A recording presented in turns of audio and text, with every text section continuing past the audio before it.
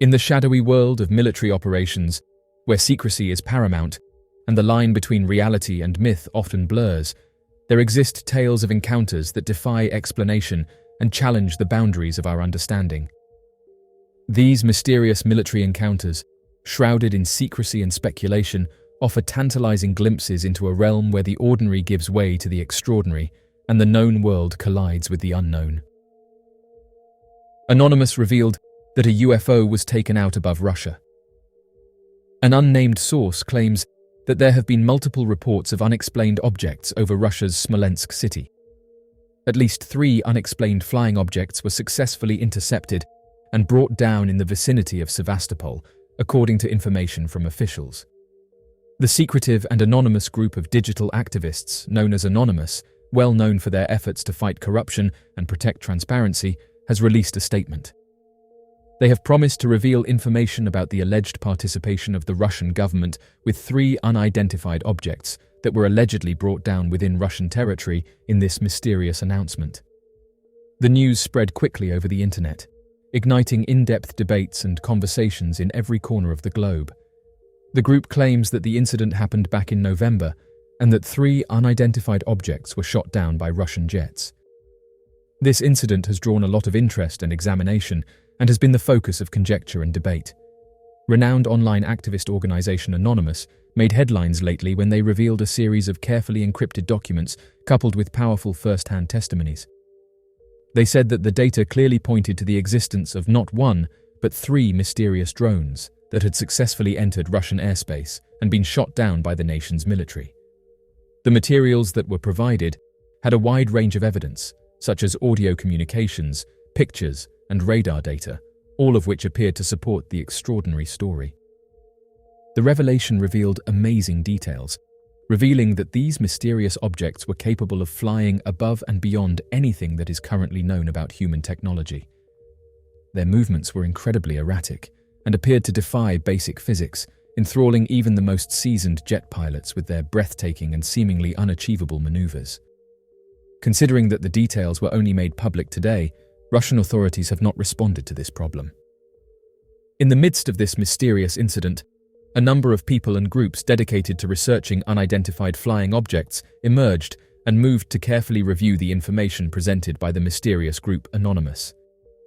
A multinational team of researchers began a thorough investigation into the incident, carefully examining all relevant details and verifying the testimonies of several eyewitnesses. A consensus regarding the compelling evidence that emerged, which combined compelling and perplexing elements, was achieved after consulting a varied range of experts. Not only did this evidence hold their interest, but it also offered intriguing hints that suggest more research into the possibilities of sophisticated life. One witness reported seeing 3 bright objects in the sky. They were later reported to have been shot down by military aircraft. The eyewitness's statement suggests a noteworthy incident involving unknown aerial phenomena. Those who were skeptical continued to hold their doubts, suggesting that the items in issue could actually be drones or unmanned aerial vehicles. Many sightings and experiences have been reported over time, yet they have been shrouded in mystery and skepticism. An unexpected role has been played in this quest to solve the mystery surrounding unexplained flying objects by the loosely affiliated group of digital activists known as Anonymous.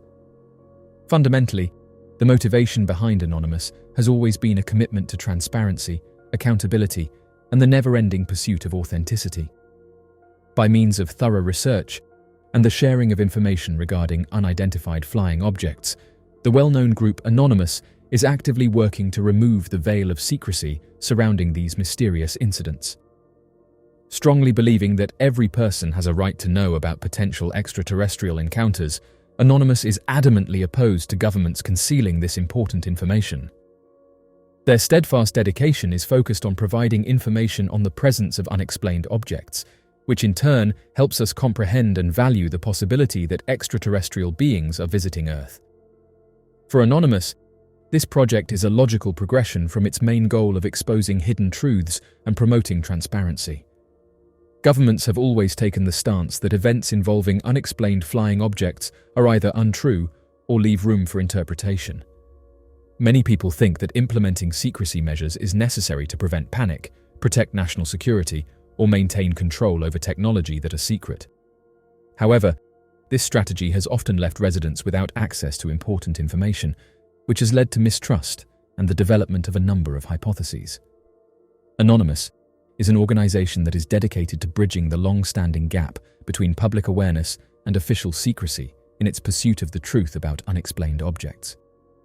This group is committed to provide the public with accurate and trustworthy information about UFO experiences so that people can build well-rounded opinions and understand puzzling incidents that are still unexplained.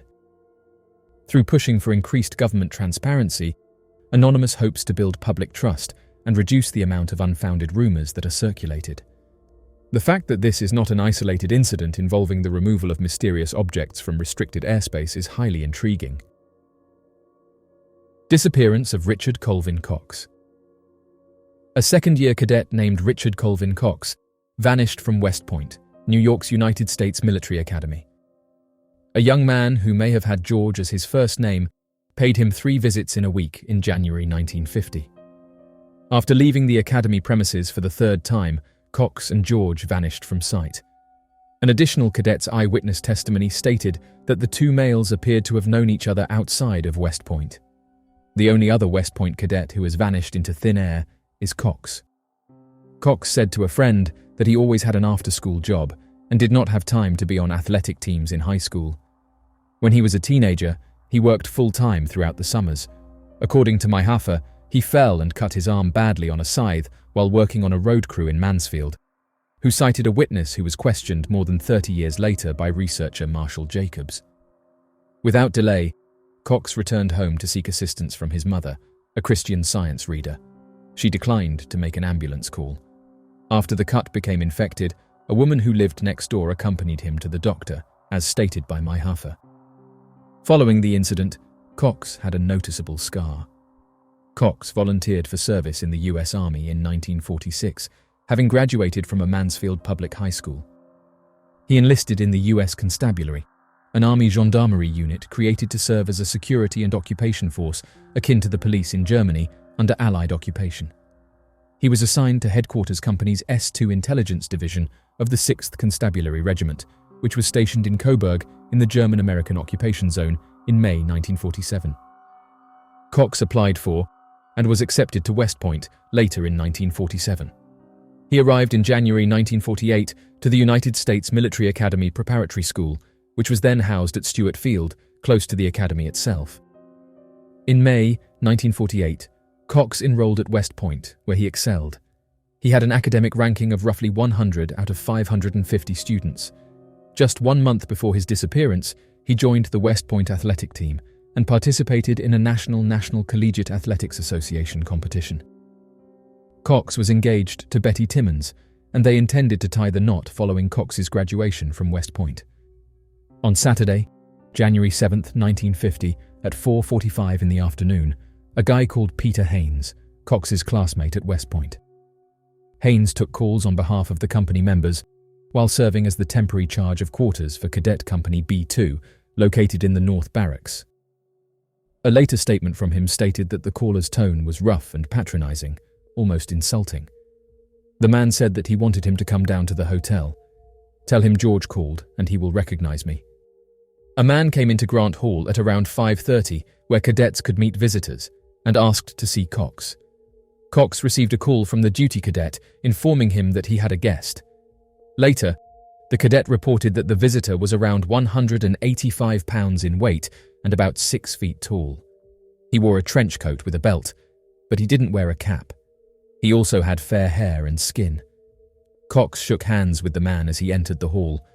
The on-duty cadet subsequently noted he seemed happy to see him. Cox noted that he would be having dinner off campus when he checked out in the Company B2 departure book. Cox then confessed to his roommates that they sat in the man's parked car and drank from a bottle of whiskey instead of eating dinner. His 2 roommates later revealed that after signing the departure book, taking a shower, and sleeping off the effects of the booze, Cox went back to Cadet Company B2. As a joke, his housemates took a picture of him dozing off while hunched over his desk. At some unspecified hour that night, Cox changed the military time he had recorded in the departure book from 1923 to 1823 in order to give the impression that he had attended the cadet supper formation at 6:30. He had, in reality, omitted the formation. It took 2 years for an agent of the US Army Criminal Investigation Command to find this fact after having the departure book inspected in a lab. Had the change been detected in January 1950 while it was still new, Cox may have faced accusations of breaking the cadet honor code and possibly faced expulsion. Before heading to the Sunday chapel session the following morning, Cox told his roommates about his guest. The individual was a former ranger in the United States Army who had served in the same unit that Cox had in Germany, Cox claimed.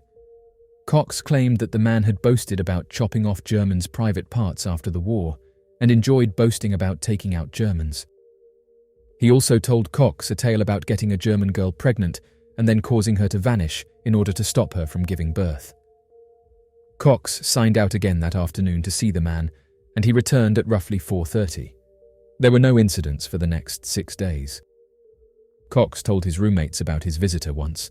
He seemed to think the man was disgusting when he said he hoped he wouldn't have to see the fellow again. Cox attended a basketball game between Rutgers University and the Army on Saturday, January 14th. Subsequently, he was observed conversing with a man believed to be George, though the cadet witnessing the two exchanged words provided a quite different account from the cadet who had encountered the stranger in Grant Hall on January 7th. George was described as rough-looking and dark-haired by the January 14th eyewitness. Once back in his room, Cox told a roommate that he was signing out to have dinner with his guest once more, but he seemed not apprehensive, just sort of disgusted. The two men disappeared without a trace as they exited the academy's premises. Cox was expected back by 11 at night. Cadets occasionally returned late, so no concern was raised when he did not return. At 2:30 in the morning, his continuing absence was brought to the attention of a higher-ranking commander. However, as cadets were known to remain out late into the night, even though it would result in consequences, no action was done. His roommates told their supervisor of what they knew about the situation early on Sunday morning, and both the CID and the New York State Police were notified. The probe also attracted the attention of the FBI. A public request for information was issued on local radio stations 3 days after Cox vanished. Both ground soldiers and helicopters conducted a thorough search of the West Point grounds. A neighboring pond was emptied, the Lusk Reservoir was hauled, and the Hudson River's borders were examined. The 2-month-long manhunt yielded no noteworthy leads. Looking through Army records for a soldier who served with Cox and fit George's description turned up only people who were unable to be at West Point when the missing person vanished. An investigation into Cox's service in Germany turned up no unusual information. The argument that he had purposefully escaped from West Point was rejected since he had left 2 sets of civilian clothes and $87, equal to $850 after inflation in his room. Cox was reported absent without leave on March 15, 1950. In 1957, he was formally pronounced deceased. What happened to Paul Whipkey? An abandoned automobile was discovered in the desert 42 miles from the closest town by a fish and wildlife warden in Death Valley, California, on August 17, 1958. There was no evidence of theft, and the keys remained in the ignition. Nearly 500 miles away in Fort Ord, California, Lieutenant Paul Whipkey was the registered owner of the automobile. According to the Army, Whipkey was actually wanted as a deserter and had been gone for 5 weeks. However, there existed an issue. According to all accounts, Paul Whipkey was the ideal soldier. Nobody who knows him thinks he could have absconded. Paul's brother is Carl Whipkey, and said that in his opinion, Paul did not leave. Paul's actions were wholly uncharacteristic of him. He was a committed American soldier who loved his job, and he believes that the Army was fully aware of what had transpired with him. He said that it was a part of a large-scale smokescreen deception. Paul Whipkey graduated with honors from Reserve Officers Training Corps. He was selected to attend the Army Aviation School following basic training. Paul operated an observation plane at the Nevada camp of Camp Desert Rock during the atomic bomb test in 1957. After being exposed to radioactive fallout, he quickly developed strange spots on his skin. Paul had to have all of his teeth out while he was stationed in Fort Ord, California, several months later. Paul left Fort Ord late one afternoon on July 10, 1958. He informed his friends that he was traveling less than a mile to the town of Monterey. Paul, nevertheless, never came back. Paul took unauthorized time off from work or other duties the following morning and was officially labeled a deserter 30 days later. His automobile was found in Death Valley the next week. Paul, according to the Army, appeared to have ended himself 350 miles away from the base at White's Motel in Mojave, California, on the day he fled. Paul had put his signature on the visitor book at the motel. Paul's car contained a petrol receipt, according to Army investigators. It revealed that he had filled up his automobile with petrol in Mojave before driving 145 kilometers to Death Valley. Paul's quarters at Fort Ord were looted by 2 troops the exact morning he went missing. Everything was taken out, even Paul's personal effects. Carl, his brother, thought this was a strange, possibly unlawful procedure, and he said that according to regulations, you have to notify your next of kin or legal representative before packing your goods, adding that they didn't tell them anything at the time. He further added that as soon as he found out this had happened, he was really suspicious of it. Paul's automobile was spotted by a witness traveling through Death Valley 4 weeks after he was declared missing, and he mentioned that a man dressed in a military outfit was operating it. Nevertheless, Paul was dressed in civilian clothes when he left Fort Ord. Paul did not smoke, as evidenced by the stack of cigarette butts that was discovered next to the automobile when it was located. Paul's family was also concerned about the Army's 9-month lag before searching for his remains. Carl Whipke didn't learn anything about the car until by chance. He said that his unofficial call to an enlisted man at Fort Ord was the only way he found out about the car. He added that the man returned his call in 30 minutes and said that this is classified information. Please do not tell anyone where I heard it. Lieutenant Colonel Charles Lewis, Paul's commanding officer, was similarly upset by the investigation into his disappearance. He said that it nearly seemed unreal that he would be labeled a deserter. He wanted to know what the foundation was and was told that he should forget this and not ask for any more information. He added that the door was essentially shut on his face.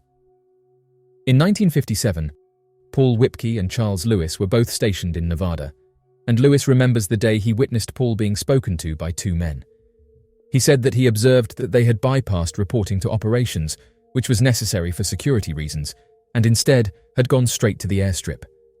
He then requested their identification from them, and they presented their military identity cards, and the photo confirmed the 2's identities. In the ensuing weeks, Lewis frequently observed Paul conversing with the same 2 men. Lieutenant Whipke's demeanor and personality traits had a rigidity to them when he would return after they had left. Lewis now speculates that Paul might have met with the 2 individuals for the following straightforward reason. The CIA recruited people all around the country in large quantities during that time, and furthermore, Lieutenant Whipke would have been a superb choice for the job given his abilities.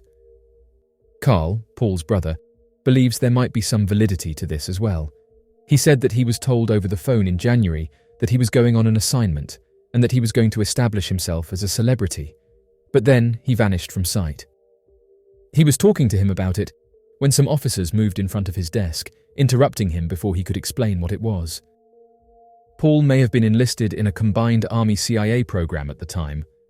Paul drove to the Californian town of Mojave after leaving Fort Ord and checked into White's Motel. It's possible that he was picked up there by CIA or Army intelligence officers and flown to Southeast Asia, maybe from the adjacent Edwards Air Force Base. Carl now thinks his brother left his automobile with the Army and was sent on a covert assignment. Before transporting it into the desert, he believes they held it for 4 weeks. However, not knowing the response leaves him pondering constantly. He believes the Army towed his vehicle into the desert in order to dispose of it. He said that he and the family could accept this if they would just state that he passed away while on a secret assignment. The family is made up of all American citizens, and we would respect that. Additionally, the family will not be at peace until the Army informs them of what transpired. When the Army investigated Paul Whipke's case in 1982, they discovered no evidence to justify his designation as a deserter. Rock apes of Vietnam. In the dense jungles and rugged mountains of Vietnam, amidst the chaos and turmoil of war, there exists a creature that has captured the imagination and curiosity of soldiers and civilians alike, the legendary rock apes. Known by various names including the Vietnam Bigfoot or the Wild Man of Vietnam, these mysterious creatures are said to inhabit the remote regions of the country, lurking in the shadows and eluding capture. While dismissed by skeptics as mere folklore or superstition, there are compelling accounts and evidence that suggest a more tangible reality to the existence of these mysterious beings. The origins of the rock apes can be traced back to the Vietnam War, when American soldiers stationed in the jungles and highlands of Vietnam reported encounters with strange and elusive creatures. Descriptions of the creatures varied, but common characteristics included a humanoid appearance, covered in fur or hair, and possessing remarkable strength and agility. Witnesses described seeing the creatures darting through the underbrush or observing them from a distance as they peered curiously at passing patrols. One of the most famous encounters with the rock apes occurred in 1966, when a group of American soldiers stationed near the border with Laos reported a series of sightings and encounters with the creatures. According to their accounts, the rock apes were large, ape-like beings with muscular bodies and dark fur, capable of moving with astonishing speed and agility through the dense jungle terrain. The soldiers described feeling a sense of unease and trepidation in the presence of the creatures, whose piercing eyes seemed to gaze into their very souls. In addition to encounters with American soldiers, there have been numerous reports of sightings and encounters with the rock apes from Vietnamese civilians and indigenous tribespeople. For centuries, tales of these mysterious creatures have been passed down through oral tradition, with descriptions of their appearance and behavior remaining remarkably consistent across different cultures and regions. While some dismiss these accounts as fanciful stories or myths, others believe that they may hold the key to unlocking the truth behind the strange rock apes. One of the most compelling pieces of evidence for the existence of the rock apes comes from the discovery of physical traces and artifacts attributed to the creatures. In some cases, soldiers and researchers have reported finding footprints, hair samples, and other biological evidence that suggests the presence of large, unknown primates in the jungles of Vietnam. While skeptics may attribute these findings to known species or environmental factors, others believe that they provide tangible proof of the existence of the rock apes. Moreover, the enduring nature of the legends surrounding the rock apes suggests that there may be more to these creatures than meets the eye. Across cultures and civilizations, tales of wild men and ape-like beings have persisted for centuries, with similar creatures appearing in myths, legends, and folklore around the world. Some theorists speculate that the rock apes may be a remnant population of an unknown species of primate existing on the fringes of human civilization and eluding scientific discovery. In recent years, efforts to document and study the rock apes have gained momentum, with researchers and enthusiasts venturing into the remote regions of Vietnam in search of evidence and encounters. Armed with cameras, recording equipment, and scientific instruments, these intrepid explorers hope to shed light on the mysteries of the rock apes and unravel the truth behind their existence. While the search for definitive proof remains ongoing, the stories and accounts of encounters with the rock apes continue to captivate the imagination and fuel speculation about the nature of these elusive creatures. During encounters with the rock apes, soldiers often found themselves in a state of confusion and disbelief. Accustomed to the harsh realities of warfare, they were nonetheless unprepared for the bizarre and unnerving experiences that awaited them in the jungles of Vietnam. For many soldiers, the first sign of trouble came in the form of strange noises echoing through the dense foliage, rustling leaves, snapping branches, and guttural grunts that seemed to emanate from the shadows. At first, these sounds were dismissed as the natural cacophony of the jungle, but as they grew louder and closer, a sense of unease began to settle over the patrol. As the rock apes drew near, soldiers described feeling a sense of primal fear and apprehension, as if they were being watched by unseen eyes from the darkness. Some reported experiencing inexplicable sensations of being hunted or stalked, their instincts screaming at them to flee or take cover. Yet, with no visible threat in sight, they were left with a gnawing sense of dread and uncertainty. When the creatures finally revealed themselves, emerging from the underbrush with their massive, hulking forms and piercing eyes, soldiers were often paralyzed with shock and disbelief. Many described feeling a surge of adrenaline coursing through their veins, their fight-or-flight response kicking into overdrive as they struggled to make sense of the surreal spectacle unfolding before them. In the chaos and confusion of the moment, soldiers' training and instincts were put to the test as they grappled with the reality of facing an unknown and potentially dangerous adversary. Some reacted with gunfire, firing wildly into the darkness in a desperate attempt to ward off the perceived threat. Others stood frozen in place, their minds struggling to process the surreal sight of these strange and elusive creatures. As quickly as they had appeared, the rock apes vanished back into the jungle, leaving soldiers shaken and bewildered by the encounter. In the aftermath, there was a palpable sense of disbelief and incredulity among the patrol as they struggled to reconcile the reality of what they had witnessed with their understanding of the natural world. For many soldiers, the encounter with the rock apes left a lasting impression, haunting their dreams and fueling their curiosity about the mysteries of the jungle. Some sought answers in the form of expeditions and investigations, venturing into the remote regions of Vietnam in search of evidence and encounters with these elusive creatures. Others found solace in camaraderie and shared experiences, bonding over their shared brush with the unknown and the unexplained. In the end, the encounters with the rock apes served as a stark reminder of the fragility of human understanding and the boundless mysteries that still await discovery in the untamed wilderness. As soldiers returned home from the jungles of Vietnam, their encounters with these mysterious creatures remained etched in their memories, a testament to the enduring allure and intrigue of the rock apes of Vietnam. A soldier's mysterious encounter. In the vast and rugged wildernesses that blanket our planet, there exist mysterious creatures that elude scientific classification and defy conventional understanding. Among these, none is as elusive and mysterious as the legendary Bigfoot, a towering ape-like creature said to roam the remote forests and mountains of North America. While most encounters with Bigfoot occur in the realm of folklore and myth, there are occasional reports that suggest a more tangible reality to this elusive creature. One such account involves an army soldier encountering Bigfoot while on duty, a chilling and unforgettable experience that challenges the boundaries of our understanding of the natural world. The soldier, whose identity remains anonymous for privacy reasons, was stationed in a remote outpost deep in the heart of the Pacific Northwest.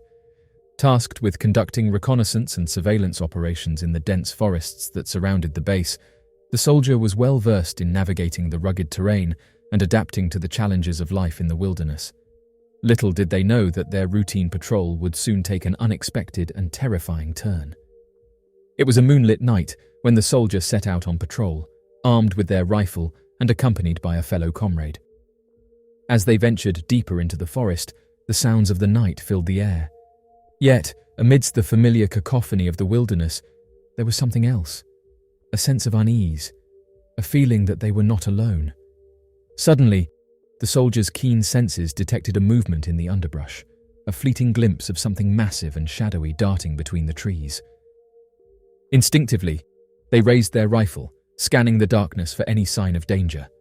That's when they saw it, a towering figure, standing upright on two legs, its massive form silhouetted against the moonlit sky. At first, the soldier's mind struggled to comprehend what they were seeing, questioning whether it could have been a bear. Yet, as the figure drew closer, its unmistakable features became clear. A massive bipedal creature with long arms, long fur, and piercing eyes that seemed to glow in the darkness. As quickly as it had appeared, the creature vanished into the night, leaving the soldier and their comrade shaken, yet exhilarated by the encounter. They returned to base, where they recounted their tale to skeptical colleagues and incredulous superiors. While some dismissed the encounter as a figment of their imagination or a tall tale spun in the darkness, others listened with rapt attention, intrigued by the possibility of a genuine Bigfoot sighting. The ghosts of Gettysburg. In the rolling hills and verdant fields of Gettysburg, Pennsylvania, lies a place steeped in history and tragedy, a place where the echoes of the past reverberate through the ages, and the spirits of those who once walked its hallowed grounds linger on in restless perpetuity.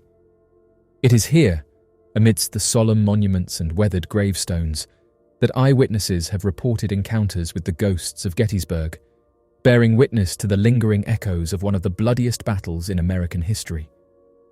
The Battle of Gettysburg, fought over 3 days in July 1863, was a turning point in the Civil War, a crucible of fire and blood that left an indelible mark on the landscape and the souls of those who fought and passed away there.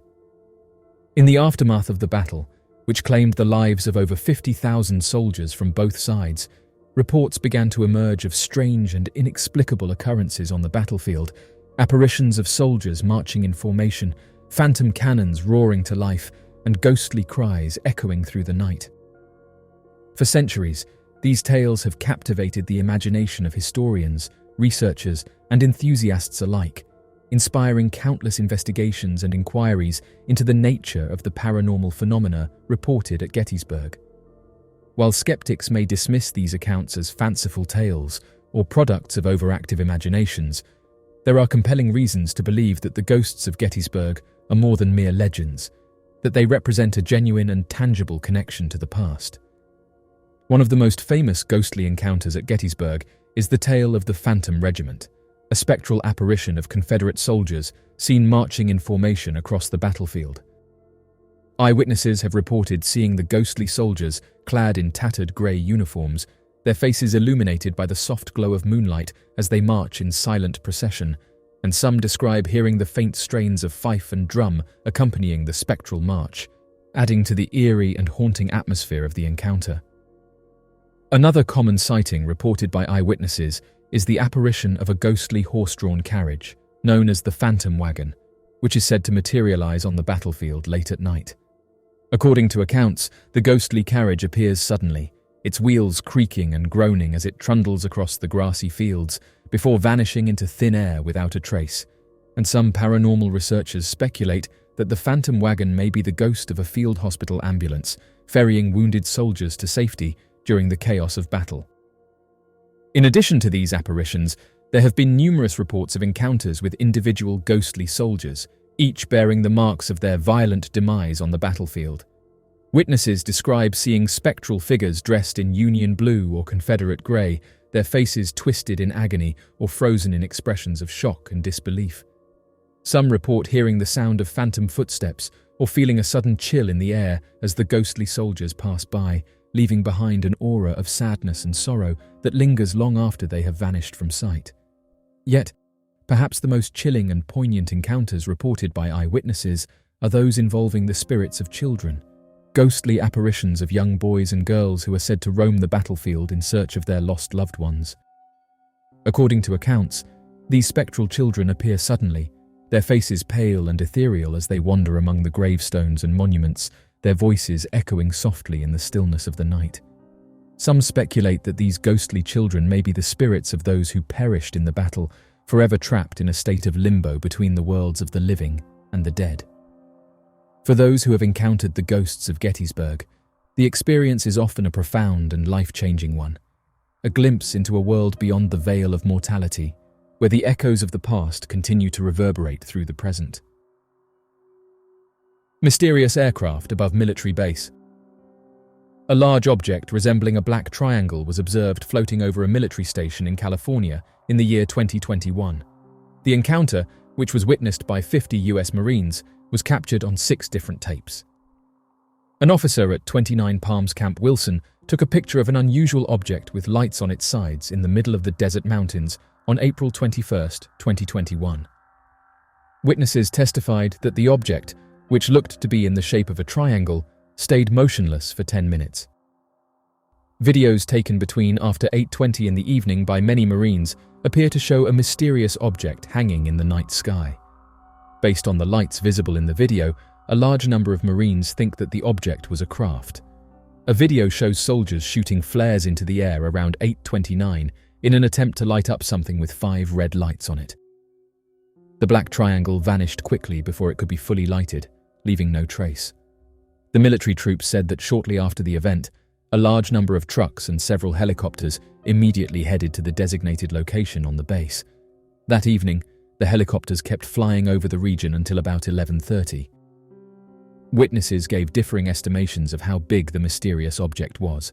Some said it was longer than 170 feet and as big as a stealth bomber, while others said it was around half the size of a football pitch.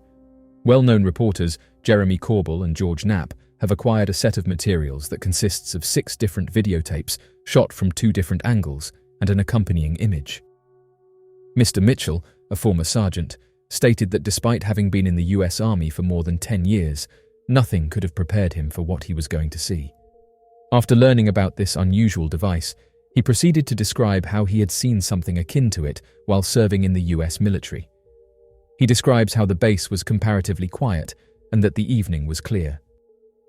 He was carrying out his daily duties with his fellow soldiers when all of a sudden an odd object appeared over the horizon. He glanced up and saw just a huge triangular object silently floating over the base, and he said that the craft was black in hue and had a sleek, shiny exterior. Around Sergeant Mitchell, the men started to notice the strange triangle hovering in the sky. Everyone looked up at the sky, and there was a mixture of wonder, bewilderment, and a feeling that they were seeing something unusual. Sergeant Mitchell stated that although he had heard rumors and stories of unexplained objects, seeing one with his own eyes was a completely different experience. He was unable to take his eyes off the amazing spectacle that was taking on in front of him. For a few moments, the triangular object stood motionless, but then it flew across the sky at an incredible speed and vanished into the darkness. The soldiers tried to process what they had just seen as they stood there, stunned. According to Sergeant Mitchell, soldiers frequently report seeing these mysterious triangles, and the incident he saw left him feeling astounded and filled with a lot of unresolved concerns. 5 lights appear to have been positioned in a triangle based on video the Marines' mobile cameras recorded. A Camp Wilson Mortarman, who was speaking with Corbell at the time of the incident, took a high-exposure smartphone picture of an item that showed the object's form. This object appears to be triangular in shape, with lights evenly scattered all around its perimeter in a V-shaped pattern. The informant claimed that despite the Marines' military training, they were unable to recognize the ship and responded with confusion. The camera operator, who was responsible for filming and taking pictures of the object, said that if you look closely at the images, you can clearly see a black painted triangle. The Army has no idea what happened to Stephen Paul Thomas. Over 250,000 individuals are reported missing every year, with estimates of actual missing persons cases that are left unreported, pushing that total to more than an expected 300,000 cases annually. With that many reports, it is no wonder that a vast majority of these cases are left unsolved. However, every now and then there are a series of missing cases that emerge that are so peculiar, they become the subject of impossible to explain theories. Known as the Missing 411, there appears to be a substantial number of missing persons cases relating to the disappearances of individuals from national parks. In fact, many of these Missing 411 cases are believed to not be investigated too deeply, as some form of supernatural or paranormal cover-up takes place in these undisturbed locations. Back in 1976, a group of 5 college friends decided to take a short vacation to the tallest mountain range in New York, enjoying a small camping trip and barbecue while on the summit of Mount Marcy, located at about 5,300 feet in elevation and only a few miles southeast of Lake Placid. Unfortunately for the group, shortly after arriving at their desired location, one of their friends, a 19-year-old man by the name of Stephen Paul Thomas, would suddenly vanish while hiking alone on an amateur hiking trail near their campsite. Although the friends would make an initial attempt to search for him on their own, a bizarre series of events would leave them too frightened to make any attempt at a search before contacting local authorities. According to the missing persons report of Stephen Paul Thomas, he and his 4 college friends from the Onondaga Community College decided to take a camping trip to Mount Marcy, as each of them had thousands of hours of camping and hiking experience and greatly enjoyed the outdoors. The 5 men, named Mark Seymour, James Thackerberry, Ken Sherwood, Robert Bromley, Bruce Weaver, and Stephen Paul Thomas, had all grown up in the state of New York, and so were quite familiar with the area. The group of men would ultimately arrive at the base of the mountain sometime in the early morning, on the 12th of April 1976, with all 5 men, joined also by Ken Sherwood's dog, ready to make the long hiking trek for the day. Once everyone arrived, the 5 friends would gather their gear and make the long hike to the mountain's summit, located at 5,300 feet in elevation, over the next few hours. According to the group, it would be at around 3:30 towards the late afternoon when they would reach a small shelter located only a mile away from the summit of Mount Marcy above the mountain's natural tree line, where the group of men would decide to camp. The shelter is a well-known landmark of the mountain and is commonly referred to as Hopkins Lean-To and served as a common rest stop for hikers doing overnight journeys in the area. As the group started a small cooking fire to help dry out their clothes and warm themselves up, and began to unpack to take a short rest, Stephen Thomas would make a small cup of tea while looking over his map and plotting out the rest of the travel route. After a few minutes of resting, the rest of the group began to unpack their tents as they started to come to an agreement to set up a more permanent camp and sleep at the Hopkins Lean-To until morning. Rather than wanting to stop at the Hopkins Lean-To, Stephen Paul Thomas begged the others in his group to persevere for the next mile so that the group could sleep on the summit together on that first night to watch the stars. Despite making a strong effort, the other four would refuse to walk any further and would instead tell Stephen that they were willing to let him go on alone to the summit if he badly wanted, and that they would all meet up there later in the night after taking a short break. Although it is never a good idea to separate from the group when traveling late at night on steep slopes, Stephen Thomas was considered to have been the most experienced outdoorsman of the group and would often go on long treks without breaks lasting for more than 8 hours at a time. After deciding to leave to reach the summit, the group would claim that they watched as Stephen would place his bright yellow rain slicker over his down coat and begin to walk towards the only trail that led to the mountain's peak. The group continued unpacking and setting up their tents as they took a short nap together, unworried about Stephen's welfare. At around 10 in the evening, the four men would wake up to the whistling sounds of blisteringly loud winds and freezing temperatures, as the night and the high elevation made conditions extreme. Prior to the trip, the men had watched weather forecasts, and even though calm and warm conditions were predicted for the area, before long, temperatures plummeted down to as low as 10 degrees Fahrenheit, causing the friends to begin to worry about Stephen Paul Thomas alone on the mountain's summit. Not wishing to waste any more time, the men gathered together their tents and camping equipment and began their hike towards the summit sometime after 10. Although the summit was less than a mile from where they had camped earlier in the day, the men were unable to make the distance, as they would later tell investigators that the sudden severe winds would make it difficult to travel more than a few feet without almost toppling over. Additionally, the frozen temperatures made the wet snow even more dangerous, as the men struggled against possible hypothermia and frostbite of their extremities. After traveling over half a mile, with no visible sign of Stephen Paul Thomas or his camp anywhere nearby, the men decided to make camp once again and settle down for the night until the winds and cold temperatures had passed. Although never directly stated by the men, investigators also wondered if a sudden form of hysteria had come over the group of men who appeared to have also found the event frightening on an almost supernatural level. In an article published by the Times-Union news outlet on the 22nd of April 2001, one of the men, Ken Sherwood, would give a direct account of that night on the mountain as a horrifying superstitious event. Not only would all the men complain of an overwhelming feeling on panic overcoming them, as well as the fear that something far more strange was occurring around them, but Ken would tell reporters the following story about his dog's sudden erratic behavior. He said that the dog freaked out that night and just kept whining and wouldn't leave the tent. Nobody slept well. It was also considered highly unusual for the canine to have been so misbehaved, as the dog commonly enjoyed long hiking trips and was no stranger to the outdoors, but for some unknown reason hid in the tents and refused to leave as it would whine and growl. As the men set up their camp, with their tents and equipment far closer together than they were usually comfortable with, their fears started to get the better of them as they refused to take any further action, even after the winds had slowed down. It would not be until daybreak the following morning that the friends would gather their equipment and make another attempt at locating Stephen Paul Thomas.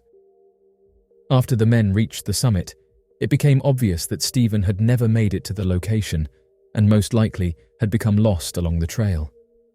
Fearing the worst, 3 of the men would travel down the mountain to notify authorities of Stephen's disappearance, while one of the men, accompanied with the dog, would stay on the mountain in the event that Stephen would soon show up. By 3 in the afternoon, members with the United States Forestry Service and the New York Department of Environmental Conservation were well underway with an emergency search and rescue for the missing 19-year-old hiker. Before long, over several hundred search and rescue volunteers would aid in the recovery of Stephen Paul Thomas, with officials working with the New York Department of Environmental Conservation, the United States Forestry Service, and the New York State Police joining the search, alongside hundreds of United States military personnel from nearby military bases that included Army Rangers, professional search and rescue teams, aerial teams, helicopters, and local residents. Despite this massive search effort, however, no sign of Stephen Paul Thomas was ever discovered, a fact that would baffle investigators within the first few days of the rescue operation. Ken Sherwood would express this frustration to reporters, saying that he had a yellow rain slicker on and questioned why they couldn't see it. Perhaps just as unexpected as the sudden fierce winds and freezing temperatures in the area on the 18th of April, roughly 6 days following the disappearance of Stephen Paul Thomas, the entirety of Mount Marcy would suddenly hit warm temperatures that would reach up to 85 degrees during the day and over 50 degrees Fahrenheit throughout the night. This sudden warmth would not help improve search conditions, as the recent freezing temperatures had built up a significant snowpack, with the now warming temperatures causing a major snowmelt across the mountain range, further complicating search efforts. After roughly 14 days of unending search for the missing 19-year-old, no sign of Stephen Paul Thomas would be found. Unfortunately for the Thomas family, due to the lack of any significant discovery being made in the case and the growing unsafe conditions of the mountain due to the sudden massive snowmelt, investigators would slowly bring the official search and rescue operation to an end, and by the 16th day of disappearance, the search for Stephen Paul Thomas was closed. Investigators theorized that it was likely that the 19-year-old had traveled out of the region prior to the search and could have been anywhere outside of the national park and New York mountain range. Despite the end of the official search, Stephen's older brother, a man by the name of Robert Thomas, would continue an unofficial search for his missing brother for years following his disappearance. Robert Thomas would go so far as quitting his job near Utica, New York, and move to the Mount Marcy area permanently, where he would stay at the park until August, before getting a permanent residence in the area. Veteran state park rangers would later give official statements to local newspapers mentioning Robert Thomas's devotion to his brother and his extreme expertise in the outdoors. Many of the state park rangers would also claim that Robert Thomas had become an expert on the surrounding location, with the rangers making the statement that Robert knew the mountain better than just about anyone. Because of Robert's unending efforts, it would be at around 3 months after the disappearance of Stephen Paul Thomas that a bizarre twist in the case of the missing 19-year-old would surface. According to an official report, it would be during the month of July that Robert Thomas would discover the remains of a man that fit many of the descriptions of his missing brother, but the face of the individual did not look like Stephen Paul Thomas. The individual was described by officials as appearing very recent and fresh, and that there had been no other hikers reported missing in the over for the past 2 years, making it unlikely that this was not the missing Stephen Paul Thomas. It would take another 48 hours for investigators to confirm the identity of the recovered individual as an autopsy was performed. Oddly enough, the remains were confirmed to be not Stephen Paul Thomas, but a hiker that had gone missing over 3 years prior during March of 1973 by the name of Buddy Atkinson. The disappearance of Buddy Atkinson was also considered one of the most peculiar vanishings of the area, with the hiker having been an experienced outdoorsman who suddenly disappeared while walking on along an amateur trail. He would be found more than 10 miles away from where he had last been seen. Despite the weirdly preserved condition, the autopsy report was unable to provide a definitive cause of what happened for the recovered hiker. When questioned about the find, Robert Thomas would tell reporters that the body would not have been recovered had it not been for his dog, Winter, and her unexplainable behavior. According to Robert, while he was within a few hundred feet of the body, his dog began whining and barking while crawling over the snow. As he followed his dog, she started to dig into the snow and whined at the location, causing Robert Thomas to dig down another 3 feet into the snow to find the human remains. At the time of the Buddy Atkinson discovery, Robert Thomas claimed that he had logged more than 600 miles of on-foot travel across Mount Marcy and planned to continue his search until his brother's remains were recovered. After the unexplained disappearance of Stephen Paul Thomas, the New York State Department of Environmental Conservation put into place a new policy that has made it illegal to camp anywhere on Mount Marcy above the tree line. The tree line refers to a specific height on the mountain that is too high in elevation for trees to naturally grow and marks the area where the terrain takes on an almost tundra-like quality. It would never be explained why the New York State would enact this new policy change, but officials working with the department constantly monitor the tree line and will fine or arrest individuals that make any attempt to cross that threshold. Perhaps even more interesting is that the exact area where Stephen Paul Thomas had gone missing and where the group of men had decided to camp for the night was also where 8-year-old Douglas Legg had been reported missing that would somehow be connected with a classified Green Beret operation that took place on the mountain's summit. Additionally, Sherwood's dog's strange reaction to the area, with its high-pitched whining, growling and refusal to leave the tent while in the area, was also highly uncharacteristic of the dog, which was commonly described as having been very easygoing, well-trained and excited for the hiking adventure. Most peculiar for investigators was the sudden weather change that made it nearly impossible for the group to have found their friend without first leaving the area.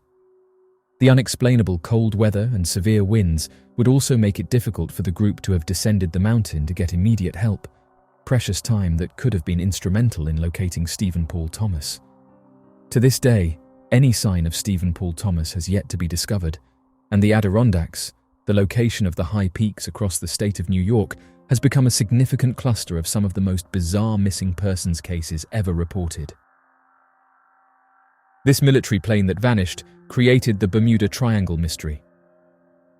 Something unusual and mysterious occurred in the skies above the Bermuda Triangle on a fateful day in 1945. A training flight of 5 Avenger torpedo bombers took off from Fort Lauderdale at 4 in the afternoon. They had no idea that this flight, known as Flight 19, would go on to become one of the most persistent myths surrounding the mysterious Bermuda Triangle. A strange radio signal was picked up during the journey. It was thought to be an attempt at communication between one of the other pilots and senior flight instructor Charles Taylor. The message said that their compasses were broken and that they had been lost and disoriented over the ocean. The US Naval Air Station tried to make contact, but static atmospheric conditions and interference from Cuban broadcasting stations made it almost difficult. It became evident as night fell that Flight 19 was somewhere east of Central Florida, but efforts to locate them were unsuccessful. The aircraft carried on towards the northeast, delving further into the wide ocean. Unsettlingly, brief radio clips suggested that some students were pressuring Taylor to steer the flight towards the west, but he refused. The Navy initiated a comprehensive search and rescue operation for the missing flight due to growing fears. Sadly, a patrol plane that was part of the search squad also disappeared without a word. A merchant ship reported seeing an oil slick and a flash of flame that was thought to be the fallen aircraft, but no sign of the aircraft or its crew was ever located. When it became obvious that Flight 19 had barely enough fuel to last until 8 in the evening, the situation grew much more severe. The search became a desperate race against time when that deadline passed with no evidence of the planes. It was assumed that as their fuel ran out, the pilots had been forced to make an emergency water landing. The severe weather on the 6th day prevented any more search attempts from being undertaken, even after 5 days of intense air and sea searches. Tragically, Flight 19 and its 27 courageous pilots disappeared without a trace. Their absence gave rise to the notorious tale surrounding the area that came to be known as the Bermuda Triangle. The initial investigation by the Navy identified Lieutenant Charles Taylor's navigational inaccuracy and his disregard for his pupil's advice to alter course. Lieutenant Taylor's mother disapproved of this justification and persuaded the Navy to declare the accident to have causes or reasons unknown. In addition, the 14,000-pound planes may have easily been sucked down by the powerful 50-foot waves of that stormy evening, sinking like boulders. Any trash would have most likely been quickly removed from that area of the ocean by the tumultuous and swift-moving Gulf Stream. It's interesting to note that 5 Avenger planes were found 600 feet underwater off the coast of Florida in 1991. But careful inspection of their engine block serial numbers showed they had nothing to do with Flight 19. The wrecks were near to one another, yet they had met their own ends at different times. There has never been any verified wreckage from any of the Flight 19 aircraft found to this day, Therefore, even if Flight 19 may have started the Bermuda Triangle myth, we should think for reasonable explanations before turning to the paranormal. We are left with unanswered questions regarding the fate of those brave airmen who went missing in the ocean's depths, since the mystery has not been solved. Berwyn Mountain Incident. According to the military, the events of January 23, 1974, over the Berwyn Mountains in Wales were just an earthquake that coincided with a meteorite falling at the same location as the epicenter. There was no question in the minds of Llandrillo locals that a UFO crash had happened, and the military had hushed it up. UFO researchers and investigators would take the allegations of the locals very seriously. They appeared to be right when declassified records eventually entered the public domain in the early 2000s. The story is even more amazing when you consider how well it fits in with other local sightings, possibly even more so in light of the current sightings. If the hypotheses put up by UFO investigators on what is happening over the Highlands of Wales now are accurate, then maybe they were right about what actually occurred that night in the Berwyn Highlands. Around 8:30 in the evening, there was a tremble in the Berwyn Mountains. It had an extremely explosive sound about it. That's exactly what the orange glow on the mountainside would indicate it was. According to the official narrative, there had been a 3.5 magnitude earthquake in the region. According to the British Geological Survey, Bala Lake was most likely the epicenter. It just so happened that this was also the location where locals claimed to have witnessed an explosion's aftermath. According to military reports, a strange meteor shower was the cause of the explosion. A single meteor struck the slope with great force. Concerned citizens would report incidents, and police switchboards would fall down. Oddly enough, though, these sightings would not be included in the first public report. This came to light through leaked documents just a few years later, in 2008. Furthermore, a lot of the reports made to the police that night made it apparent that the locals thought they had seen a UFO in the sky before to the earthquake occurring. According to a resident's statement, they witnessed a bright red light, like coal fire red on the slope. Along with white lights moving to the bottom, they could also make out light above and to the right. The released documents contain a notation made that evening by a police officer who was on duty that is especially noteworthy. It says, "There's a big fire on the mountainside, and there was a big explosion nearby." Anyone interested in the situation could see that the military's version of events was far from accurate, despite what they were presenting as the official account. Even after the official explanation, the people would report several other incidents. Some people did, in fact, get much closer than the military would have liked. When the local police learned that Nurse Pat Evans was a nurse, they requested that she try to visit the scene in case her expertise was needed. Strange lights were traveling up and down the mountainside as she drove her car towards the location. She initially believed that these were rescue squads, but she immediately realized that this would be a tough landscape to navigate, especially in the dark.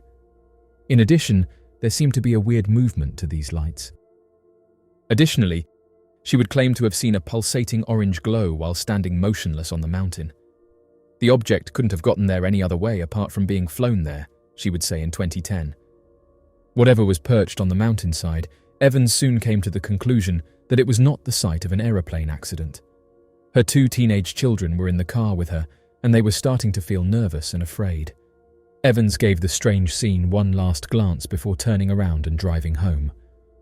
Margaret Fry, whose home was nearby, was among the first seasoned UFO investigators on the site. Her research and gathering of witness accounts would serve as the foundation for what transpired that night. Even with the official explanation provided, earthquakes were hardly mentioned in newspaper stories at the time. The early reports on the occurrence said that there had been a shaking of the ground and a huge explosion. Fry talked to a number of the locals, and their accounts differed greatly from the military's. The remarks made by a motel manager in the area were among the more fascinating.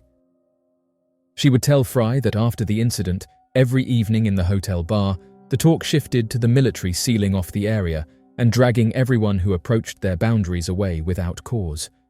Reports of an American military deployment also surfaced. 2 long-haul truck drivers were returning to the region from Lincolnshire in the hours before the event. Their goal was to return in time to their neighbourhood bar in time to at least catch last orders. Each would see, as they were travelling, an odd cigar-shaped object that appeared to be hovering over Bala Lake. As they drove, they kept their eyes on the thing. The pub would be closed when they got there. Wondering why the pub had closed early, they pounded on the door, and they didn't realize it was past 1 in the morning until they checked their watches. A family was traveling on a peaceful road around 20 miles from the Berwyn Mountains in the days following the incident. Suddenly, there was a peculiar humming sound in the air. Suddenly, just above the treetops, a saucer-shaped object passed in front of them. Then it was gone from view. Based on contemporaneous UFO accounts, it appears that a sizable brilliant object was observable throughout the United Kingdom. The subsequently declassified records revealed at least 5 classified reports, indicating that the home counties had 3 distinct reports, in addition to those from Lincolnshire and Sussex. Declassified files would effectively confirm the veracity of many of the wild and ridiculed theories. Furthermore, it appeared that the administration was directly involved in disguising the occurrences. That evening, there were military operations taking place there. Apparently, a UFO crashed in the Berwyn Mountains, and the US and UK armed forces recovered it. Furthermore, based on their speedy arrival at the area, it appears that they were anticipating the craft's arrival. Even after the first crash, there have been accounts of seeing another UFO hover over the region. Some people think this is an alien craft, while others have theorized that it's a top-secret military vehicle. It appears that the craft's sole purpose, whoever owns it, was to recover bodies. Tony Dodd, a UFO researcher, would speak with a whistleblower who claimed to have been involved in the program. More than 20 years would pass after the events of 1996 when the conversation would take place. Dodd made sure the man's name remained a secret, but he has repeatedly discussed and written about the material provided to him and said his own background checks on the whistleblower are all clear. The soldier claimed that his unit was based at an undisclosed barrack in the southern region of England. They were told to leave and head for Birmingham a few days prior to the event in the Berwyn Mountains. They then went on to Chester before arriving at Llangollen, where they were told to establish a base, to hold off. The entire unit thought they were in a live drill, and they knew instructions were coming. They started acting practically immediately after the evening of January 23rd, when the earthquake happened. Orders to travel to Landafell were issued within hours, and they were instructed not to halt until they arrived at their target. His little 5-person unit arrived there, still anticipating a training exercise to start, especially with all the activity on the ground, and attached 2 oblong, crate-like boxes to their military truck. The hardest directives they got were to keep the boxes closed at all times, and to keep going till they arrived to Porton Down facility. The 5 troops set out, a little confused, but decided to stop at a suitable spot so they could get some refreshments. As soon as they got out of the car, a man in plain clothes came up to them, showed them his official military identification, and told them to keep going without stopping. A top-secret facility in Wiltshire is called Porton Down. Experiments in biology and chemistry are conducted there. They cover tasks related to management, biological warfare, radiation therapy, and decontamination. Given the facility's complete secrecy, that is all we know. The military troops' cargo being transported to a base of that kind may not have come as a surprise at that point. The most amazing aspect of the whistleblower's story was revealed to Dodd when he arrived at Porton Down. He and his men would watch events through screens, but they were transparent, and little attempt was made to keep them from peeping through the cracks. When the boxes were opened by the scientists, they discovered grey alien-like creatures within. All of them were placed in decontamination chambers, most likely at the crash site. When the animals were taken out of the chambers, it was clear how weak they were, and it also became clear that they were not of this world. Rumours circulated among the units in the days that followed their voyage and the delivery of the 2 crates, claiming that part of the cargo was live aliens. Strict instructions were given to all units not to discuss the occurrence, not even among themselves. Stories about Russ Kellett, a UFO researcher, started to surface in late 2018. Kellett claimed to possess a map that showed the location of an alien base in the Berwyn Mountains, in addition to various leaked documents regarding the incident. Even while many people were skeptical of his claims, including those in the UFO community, they are nevertheless fascinating. Moreover, he asserted that the individual depicted on the map along with 4 additional witnesses, were present on the mountaintop that night. They drove over as soon as they heard the disturbance, and indeed, the explosion, that January night in 1974. 5 witnesses, according to Kellett, observed an unusual item and came outside to investigate. However, the military was present and ordered them to depart. After giving a presentation on the subject in the early 2000s, Kellett claimed to have acquired the map. It was offered to him by an unidentified individual, whose identity is unknown. However, they did share their findings with Kellett, and when combined with his own inquiries, the data is illuminating and, if accurate, highly explosive. It would imply that a UFO crash landing by accident was not the cause of the Berwyn Mountain incident, but one that the military itself provoked. There is no denying that there is a plethora of UFO activity in this specific region of Wales, even though the reports should be treated with care and a grain of salt. Furthermore, a lot of activity occurs off the coast of Wales. In fact, Kellett is hardly alone in speculating about the possibility of an extraterrestrial facility or gateway nearby. As to Kellett's assertions, he was going to obtain an official document that had been leaked and was written by the Martine and Coast Guard Agency. The paper verified that a formal RAF drill was held only a few hours prior to the reported UFO crash. They would also see at least 80 flashes off the coast of North Wales.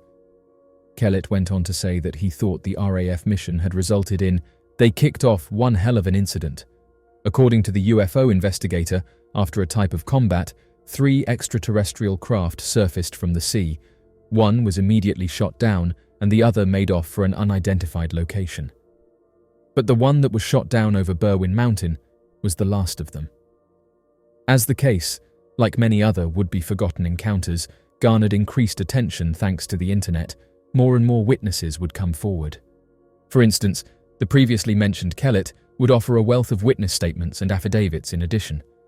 A party of fishermen was among the additional witnesses who reported seeing many flying saucers emerge from the frigid Irish Sea on the evening of the purported crash in the Welsh Highlands. Moreover, Kellett asserts that one of these alien vessels allegedly attacked a Royal Navy ship underwater. Geraint Edwards, a local, would testify that on the night of January 23, 2011, he saw an odd, saucer-shaped craft flying above the mountains during a documentary on the incident. Additionally, there were the records that seemed to have been leaked by the Aerial Phenomena Inquiry Network. These documents, which were generally believed to be authentic or very good fakes, would appear to be distributed to different UFO groups. Some UFO researchers would wonder if the reports were fabrications meant to hide the real happenings, things that happened when an alien vessel crashed. Even more fascinating, albeit depressing, were the assertions a Sunday Express scientific correspondent made to the previously mentioned Jenny Randalls. They would assert that there had been a spate of leukemia cases since the middle to end of the 1970s. At first, they had suspected the nuclear power facility at Trawsfynydd. But when further details about the purported UFO crash emerged, they began to suspect a connection. According to Nick Redfern's book, A Covert Agenda, numerous witnesses would testify that they saw these gloomy black helicopters in the moments leading up to and following the alleged incident. Furthermore, it seems that some sort of top-secret covert operations were going on behind the backs of the British government. For instance, Redfern's research indicates that several reports of seeing these black helicopters began to surface in September 1973. The Derbyshire region is the source of many events, which frequently occur along with UFO sightings. Moreover, they would persist until into January 1974. Moreover, police agencies in the north of England would get a private alert to keep an eye out for any unusual helicopter activity just over a week prior to the Berwyn Mountains incident. Just to be clear, the police's reports of unusual helicopter activity are on the record and 100% true. Furthermore, the fact is that after the Berwyn event, the number of such sightings started to sharply decline. It's also noteworthy that a large number of human exploration cases take place in Derbyshire's forests and rural areas under the sky, the same region of northern England that is home to a large number of unexplained helicopter sightings. Furthermore, Redfern alludes to prior knowledge, which other researchers and scholars have also asserted. This includes cooperative CIA and British intelligence initiatives. Even more, in 1997, a UFO crash occurred over the Howden Moors a little more than 20 years later. In that case, there were also unmarked, strange black helicopters reported to have been flying near the accident site. A soldier's encounter with orange eyes. In the heartland of America, amidst the rolling hills and dense forests of Ohio, lies a region steeped in mystery and legend, a place where the line between myth and reality blurs, and the unknown beckons with tantalizing allure. It is here, in the shadowy depths of the wilderness, that one soldier's encounter with the mysterious orange-eyed Bigfoot would forever alter the course of their life, leaving them grappling with questions that defy easy answers and challenging their understanding of the natural world.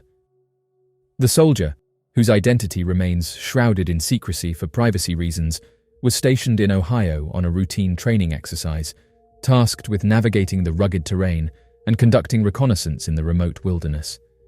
Little did they know that their mission would soon take a turn into the realm of the extraordinary, leading them into the path of one of the most elusive and mysterious creatures known to mankind, the legendary Bigfoot. It was a crisp autumn evening when the soldier set out on patrol, their senses keen and their instincts honed by years of training and experience. As they ventured deeper into the forest, the sounds of the wilderness filled the air, the rustling of leaves, the chirping of crickets, and the distant hooting of owls. Yet, amidst the familiar symphony of nature, there was something else, a sense of unease, a feeling that they were being watched by unseen eyes. As they pressed on, their senses on high alert, the soldier's attention was drawn to a strange and unsettling sight, a pair of glowing orange eyes staring back at them from the darkness. At first, they dismissed it as a trick of the light or a figment of their imagination, but as the eyes drew closer, their suspicions were confirmed. Before them stood the orange-eyed Bigfoot, a towering bipedal creature with shaggy fur, piercing orange eyes, and an aura of primal power and mystery. In that moment, time seemed to stand still as the soldier and the orange-eyed Bigfoot locked eyes, their gazes locked in a silent exchange of recognition and understanding. For the soldier, who had faced danger and uncertainty in the line of duty, encountering Bigfoot was a surreal and humbling experience, a reminder of the mysteries that lurk beyond the edges of human understanding. As the creature drew nearer, the soldiers' training kicked in, their instincts taking over as they prepared to defend themselves against the unknown threat. Yet, to their surprise, the orange-eyed Bigfoot made no aggressive moves, instead standing motionless before them, its eyes radiating a sense of curiosity and intelligence that defied the savage appearance of its physical form. For what felt like an eternity, the soldier and the orange-eyed Bigfoot stood locked in a silent standoff, each sizing up the other with a mixture of fear and fascination. Then, as suddenly as it had appeared, the creature turned and vanished into the depths of the forest, leaving the soldier shaken, yet exhilarated by the encounter. In the days and weeks that followed, the soldier struggled to make sense of what they had witnessed, grappling with the implications of their encounter with the orange-eyed Bigfoot. Despite their doubts and uncertainties, one thing remained clear. Their encounter with Bigfoot had left an indelible mark on their psyche, forever altering their perception of the natural world and the creatures that inhabit it. As news of the soldier's encounter spread, it sparked a renewed interest in the legend of Bigfoot, with researchers and enthusiasts flocking to Ohio in search of evidence and encounters of their own. Armed with cameras, recording equipment, and scientific instruments, they combed the wilderness in search of clues that might shed light on the truth behind the legend of the orange-eyed Bigfoot. While skeptics may dismiss such encounters as fanciful tales or products of overactive imaginations, for those who have experienced them firsthand, they represent a tangible connection to a world beyond our understanding, a world where the mysteries of the unknown await discovery by those brave enough to venture into its depths. Referred to by Sasquatch and Bigfoot researchers as the King of Bigfoot, Orange Eyes of Ohio appears to be one of the largest members of its species ever reported. Estimated to stand at a height between 10 to 11 feet tall, Orange Eyes towers over the majority of Bigfoot description reports, of which average heights from about 7 to 8 feet tall. First sighted near the Charles Mill Lake of Ohio, the creature has been reported across various counties throughout the state. The most common reported feature of the creature appears to be its glowing eyes, which radiate a reddish-orangish tint, thus giving the creature its name. Ancient legends of wild men. According to Native American literature from Ohio, the tribes native to the state claimed to have encountered a race of humans that were similar in description to apes. Although the legends are of an unknown age, the last known encounter with one of these ape-like humanoid creatures supposedly took place sometime during the early 1700s, according to the Iroquois tribe. Terrified of their large size and appearance, the tribal members held rituals in which they would leave food out in areas believed to have belonged to the ape-like humans referred to as the wild ones of the woods, in order to help maintain peace. Several legends recorded during the late 1800s, from 1870 to 1900, claim that large, hairy, bipedal creatures were often seen roaming along the banks of the Ohio River. In one story, a merchant had claimed that as he was riding in his carriage alongside the Ohio River, one of the creatures had ran against the cart and attacked it. Before the creature could completely pull the merchant out of the carriage, however, the daughter of the merchant had scared the beast away after throwing several stones at it. During the 1930s, rumors of a hairy, ape-like creature living in the region were circling around the Charles Mill Lake Reservoir located near Mansfield. According to the rumors, hunters and lakegoers had seen the creature, described as an 11-foot-tall monster covered from head to toe in a dark brown fur. The earliest known sighting was supposedly told by famous naturalist, experienced outdoorsman Cyrus Gatton, who claimed to have first encountered the creature while tending to chores. According to Cyrus Gatton, he had journeyed out towards the back end of his farm property, located in Richland County, in the hopes of harvesting the naturally growing huckleberry bushes. After filling up several buckets with the berries, he noticed that the evening had passed, and he had been out much longer than he had hoped for, ending his picking spree sometime around midnight. As he was picking up the last of his buckets, he noticed near an adjacent tree line a pair of eyes staring back at him. Believing that it was a person who was lost, he called out to the man, only to realize that the creature was covered from head to toe in dark brown fur. At the time of Cyrus's sighting, a bear had not been seen or reported for more than 50 years, and so the outdoorsman was well aware of the fact that whatever he was staring at was far from the usual. Cyrus believed that the creature stood at a height slightly over 9 feet tall, but had very human eyes.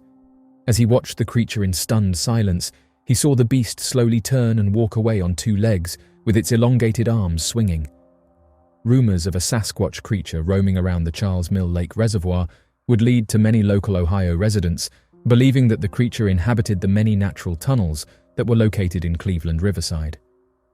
Unfortunately, during the 1940s to the 1960s, government projects at highway construction would lead to massive habitat destruction and the collapsing of the naturally formed tunnels in the area. The rumors surrounding the Bigfoot creature would soon claim that the beast was forced out of its hole and decided to move location, living behind the Cleveland Zoo in a densely forested region. On the 22nd of April, back in 1968, a group of Tiangers armed with baseball bats, flashlights, and several dozen feet of rope journeyed into the forested area behind the Cleveland Zoo to hunt and capture the Orange Eyes monster. Believing that the rumors of the creature were true, the teenagers searched the area for several hours, returning over the course of several days, but were unable to find any sign of the creature. During June of 1991, 2 men were fishing together near Willis Creek when they claimed to have sighted the creature as it walked past them. According to the 2 men, the event had occurred late into the evening when they heard twigs snapping and the sound of wood being slammed. Unsure of what was making the noise, the men looked in the direction of the source and claimed to have seen 2 glowing orange eyes staring back at them. Shortly after spotting the eyes, a massive 11-foot-tall ape-like creature would emerge from the nearby woods and causally walk past the 2 men before disappearing completely. Today, rumors of the creature living near the Blue Bridge, located close to Ruggles Road, are told throughout the area. Although official reports have not been made, many online forums and eyewitness stories claim that the creature can be seen roaming the region during the late evening hours and will display curious behaviors, watching people from a distance and tossing stones in their direction. The Ohio grassman is believed to be a Sasquatch Bigfoot-type creature commonly sighted across the state of Ohio. Unlike typical Sasquatch sightings, the Ohio grassman appears to have glowing red or orange eyes that are believed to illuminate on their own, rather than being reflections of the light. Witness descriptions claim the creature to stand around 6 to 7 feet in height and weigh an estimated 300 pounds. The creature's physical description is commonly compared to being an ape-like creature, though typically seen standing on two legs and walks perfectly while bipedal, unlike the average ape or monkey species. The first recorded sighting of the Ohio grassman is believed to have been reported outside the small town of Minerva, Ohio, back during the summer of 1978. According to the official report, a married couple by the name of Evelyn and Hal Clayton claimed that while they had been tasked with babysitting their grandchildren, they encountered an ape-like humanoid creature described as standing at around 6 feet in height, weighing an estimated 300 pounds and covered from head to toe in dark, matted fur. At the time of the sighting, the grandparents were unaware of legends surrounding claims of the Sasquatch or Bigfoot, and so believed that the creature was far more supernatural in its appearance. According to Evelyn and Hal Clayton, the elderly couple had let their grandchildren play outside in the front yard of their home, when suddenly the group of kids ran into the house screaming and crying. Unsure of what was happening, the grandparents consoled the kids and asked them why they were upset. From what could be gathered, the grandparents claimed that the children and their friends had been playing together near a gravel pit outside when they saw a large hairy animal slowly coming towards them. At first, the creature appeared to be standing at a distance, watching the children from afar, but slowly travelled closer and closer to the group, before standing on its hind legs and walking over to the kids in long strides. Terrified of the creature, the children ran inside. At first, the grandparents had assumed that the children and their friends had encountered a native bear species, as bears are known for keeping their distance while stalking prey only to come in for an attack when they feel adequately capable or when natural food sources dwindle. This would cause the elderly couple to grab a few firearms and exit their house to go investigate the claims of the monster near the gravel pit. Once Evelyn and Hal Clayton reached the area of the gravel pit, they would quickly realize that the unknown creature was definitely not a bear. The Claytons would describe the creature as being a large ape man, seemingly rolling around and playing in the gravel pit where the children had been. At first, the creature had not noticed the Claytons until Evelyn had made a terrified shriek, which caused the monster to suddenly stand on its two legs and turn to the couple. It would be at this moment that the elderly couple would claim to have seen the creature with a nearly perfect view, describing the monster as standing at an estimated 6 feet in height, weighing somewhere around 300 pounds and completely covered from head to toe in a hard, matted fur. Before the creature could react any further, the couple would run back into the house and barricade the building, telling the children to stay together, though the monster had failed to follow the couple and appeared to disappear shortly after. This initial encounter would not be the final sighting that the elderly couple would claim to experience, as the bizarre humanoid ape-like monster was consistently spotted throughout the surrounding area over the course of several years.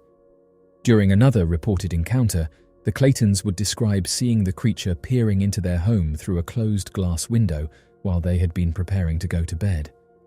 According to Evelyn Clayton, who had first spotted the creature pressed up against the window, she had screamed and pointed at the monster, causing Hal Clayton to also spot the creature and immediately run to go grab the closest firearm. By the time Hal returned to the window, however, the creature had already disappeared into the nearby woodlands. Worried that the unknown creature would return to their home, the Claytons would call the local Minerva Police Department shortly after their sighting and file an official police report on the matter. Although the local law enforcement were unable to corroborate any sightings of the creature, upon closer examination of the area outside their window, the police would claim to observe several large footprints in the mud that appeared to support their claim of a large humanoid animal somewhere in the region. The police report would also make mention of a terrible lingering smell that was described as smelling similar to rotten eggs. At another time, the Claytons would claim to see the same unexplainable creature standing near a hilltop several hundred yards from where they had been going for a stroll. Several days later, the elderly couple would go investigate the hilltop and discover that the area had once been a strip mine and most likely went through the hill for several tens of thousands of square feet. Believing that the hill could have been an entrance into a deep cavern that housed the creature, the Claytons would quietly observe the hill from a remote location for several weeks. According to the elderly couple, roughly after a month of observing the hilltop strip mine, they would spot two hairy, bipedal ape-like creatures walking around the hilltop and seemingly disappearing into the strip mine entrance. It was at this point that the Claytons believed that the creatures must have been living inside the strip mine and that there could have been a whole family of the monsters.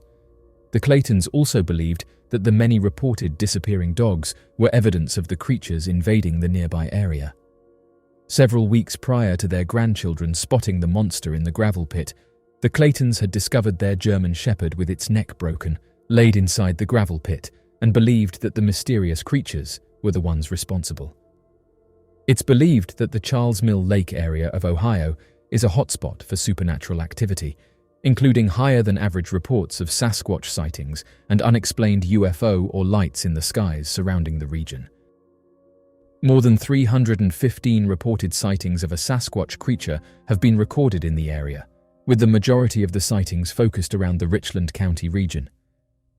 The Murfreesboro Mud Monster is believed to be a large humanoid bipedal ape-like creature, similar to modern-day sightings of the North American Sasquatch. Witness descriptions of the creature claim it to have been completely white-furred in color and appearing similar in design to an oversized gorilla with splotches of mud matting its fur. The first sightings of the Murfreesboro Mud Monster were recorded in the summer of 1973 and would be spotted by several dozen independent eyewitnesses up until the modern day, where sightings still continue. The primary location of reported sightings of the Murfreesboro Mud Monster is along the banks of the Big Muddy River, located near the small town of Murfreesboro, Illinois. Witness accounts detail that the head of the creature appeared spade-shaped, similar to reports of the Flatwoods Monster. The texture of the monster's fur was also described as being similar in likeness to the fur of an English sheepdog. In several reports describing the Murfreesboro Mud Monster, the creature was claimed to have glowing red eyes, similar to the brightness of a distant streetlight. In other reports, the creature is claimed to have no visible face, as it appears to have been completely covered in the white fur. Eyewitnesses would claim to see a large bipedal humanoid creature standing outside the traveling circus that had temporarily set up business alongside the Big Muddy River, located a few hundred yards from a sewer treatment plant. According to the report, at around 2 a.m. on the 7th of July, carnival workers Otis Norris, Ray Adkisson and Wesley Lavender were sitting in the back of one of the carnival trucks going over the day's receipts when they claimed to have heard their Shetland ponies shrieking from nearby. Believing that a prankster was trying to spook their horses, the carnies jumped out of the truck and travelled to the nearby brambles where the ponies had been tied to. It was at this moment that the ponies came within sight of the 3 men and appeared to have been displaying bizarre characteristics that were unlike their typical behaviours. The Shetland ponies, which had been trained to be docile and allow small children to ride them and prod them all day, had become wild with terror. The animals were seen kicking and tugging their ropes and shaking their heads furiously in an attempt to get away from where they were left standing. Although the men were originally confused as to what could have spooked the animals, it soon became apparent what the culprit was as they turned and spotted the bizarre creature a few dozen yards away. According to the men, the creature appeared to have been around 8 feet tall and at a size estimated to have been possibly 400 pounds in weight. Its face held no distinguishable features and appeared to have been hiding beneath a layer of fur. As far as the men could deduce, the large humanoid ape-like beast seemed to have been watching the ponies from a distance in a calm and entertained manner. Terrified of what they were seeing, the men ran from the area and gathered a group of men together for help. However, as they ran off, the creature was believed to have run away in the opposite direction towards the Big Muddy River. After an estimated 50 minutes had passed, a carnival worker by the name of Charles Kimball decided to join the 3 men and returned to the site of where the creature had last been seen. Once he arrived at the location, he claims to have seen the large bipedal humanoid ape-like monster standing off in the distance, staring at the ponies with its head cocked to the side, similar to a dog's head when it hears a new sound. He would later describe the pose of the mud monster as appearing to have been an unthreatening, deeply curious pose. When Charles Kimball called out to the monster, it darted away once more towards the direction of the Big Muddy River.